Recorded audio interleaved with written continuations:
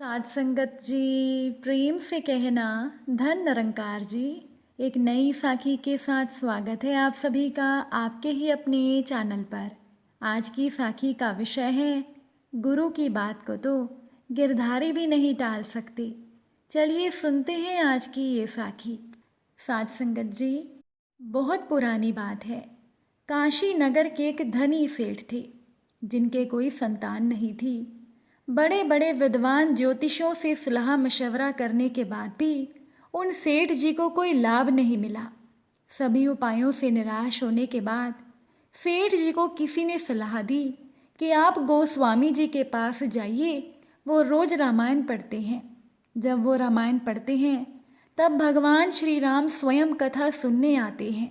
इसलिए उनसे कहना कि वो भगवान से पूछें कि आपके घर पर संतान कब होगी। अब सेठ जी गोस्वामी जी के पास जाते हैं और अपनी समस्या के बारे में भगवान से बात करने को कहते हैं।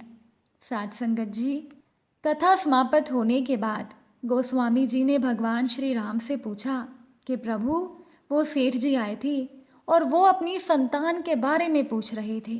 तब भगवान ने कहा, गोस्वामी जी, उन सेठ जी ने अपने पिछले जन्मों में अपनी संतानों को बहुत ही दुख दिए हैं। इस कारण उनके तो 7 जन्मों तक संतान लिखी ही नहीं हुई है। दूसरे दिन गोस्वामी जी ने सेठ जी को सारी बात बता दी। सेठ जी मायूस होकर ईश्वर की मर्जी मानकर वहां से चले जाते हैं। अब थोड़े दिनों के बाद सेठ जी के घर पर एक संत आते हैं और वो भिक्षा मांगते हुए कहते हैं, मुझे भिक्षा दो, फिर जो तुम मांगोगे तुम्हें वो ही मिलेगा। तब सेठ जी की पत्नी ने संत से कहा, महाराज जी, मेरे कोई संतान नहीं है। तो संत ने सेठ की पत्नी से कहा, अगर तू मुझे 1 रोटी देगी तो तेरे 1 संतान जरूर होगी। सेठ जी की पत्नी ने उन संत को 2 रोटी दे दी। संत जी ने प्रसन्न होकर ये कहा कि जाओ, तुम्हारे घर पर 2 संतानें होंगी।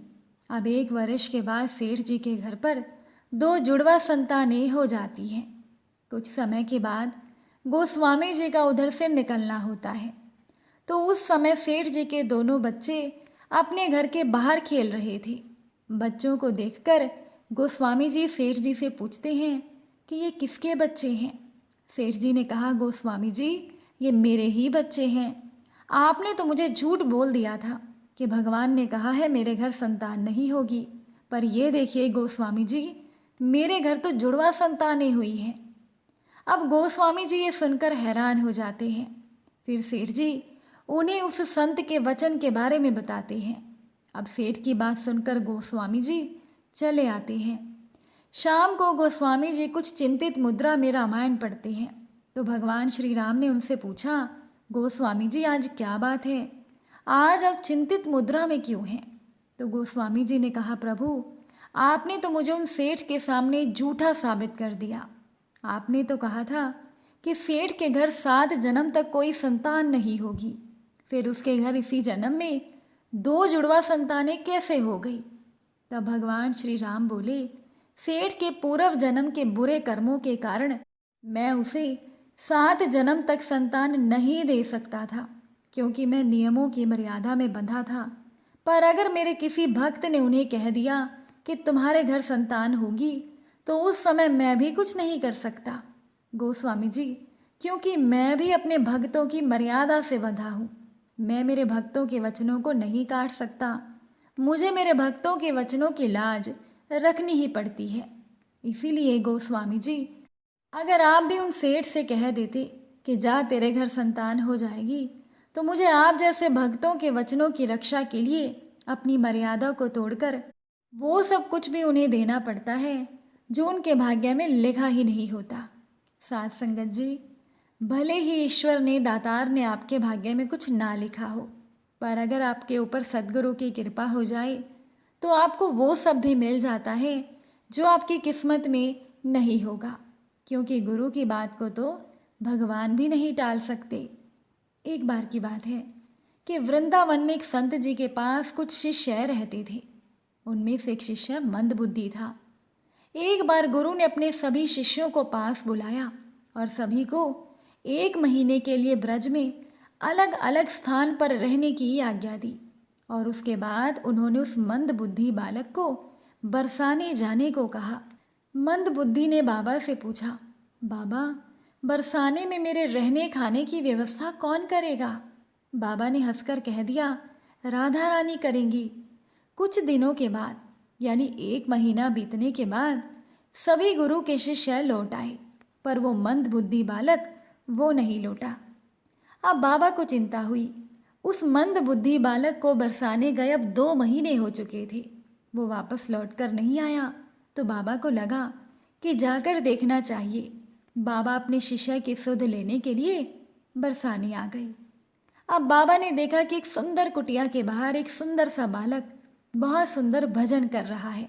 बाबा ने सोचा, क्यों ना इसी से ही पूछा जाए। बाबा जैसे ही उस बालक के करीब गए तो वो उठकर बाबा के चरणों में गिर गया और बोला, आप आ गए गुरुदेव। जब बाबा ने उस बालक को ध्यान से देखा तो ये वही मंद बुद्धि बालक था। बाबा ने अपने शिष्य को पूछा कि तू ठीक कैसे हो गया? शिष्य बोला, बाबा जी, आपके कहने से ही राधा रानी ने मेरे रहने खाने पीने की व्यवस्था की। उन्होंने मुझे ठीक करके मुझे भजन करना भी सिखाया। अब वो बाबा अपने शिष्य पर राधा रानी की कृपा को देखकर खूब प्रसन्न हो गए और मन ही मन सोचने लगे कि मेरे कारण राधा रानी को कितना कष्ट हुआ। उन्होंने मेरे शब्दों का मान रखते हुए मेरे शिष्य पर अपनी सारी कृपा उड़ेल दी। इसीलिए तो कहते हैं कि गुरु की बात को तो गिरधारी भी नहीं टाल सकते। साध संगत जी, गुरु की श्रेष्ठता के बारे में सहजो बाई कहती हैं कि यदि हमारे ऊपर भगवान की कृपा हो तो अच्छी बात है, और अगर ना हो तो भी कोई हर्ज नहीं, परंतु सतगुरु की कृपा के बिना हमारी बुद्धि भ्रष्ट हो जाती है। गुरु के बिना अध्यात्म के मार्ग पर कोई नहीं चल सकता, ना ही कोई सच्चा ज्ञान प्राप्त कर सकता है। मैं भगवान को छोड़ दूंगी, पर मैं सतगुरु को नहीं छोड़ सकती। परमेश्वर ने ये संसार बनाया और हमें जन्म दिया, पर गुरु ने हमें जन्म मरण के चक्कर से निकाल दिया। परमेश्वर ने हमें 5 चोर, काम, क्रोध, मोह, लोभ और अहंकार हमारे साथ लगा दिए, पर गुरु ने हमें अनाथ समझकर उनसे बचा लिया। परमात्मा ने हमें कुटुंब के मोह जाल में फंसाया, पर सतगुरु ने हमारी ममता की बेड़ियों को काट दिया।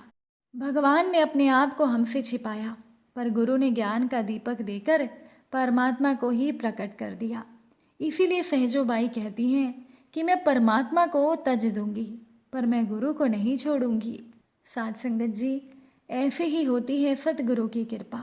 भले ही आपके भाग्य में कुछ ना लिखा हो, पर अगर आपके ऊपर गुरु की कृपा है तो आप वो सब भी पा सकते हैं जो आपके भाग्य में कभी लिखा ही नहीं था। अगर आज की ये साखी आपको अच्छी लगी हो तो वीडियो को शेयर ज़रूर कीजिएगा। आप सभी से फिर मुलाकात होगी नई साखी और नए विचारों के साथ। साथ संगत जी, प्यार से कहना, धन निरंकार जी।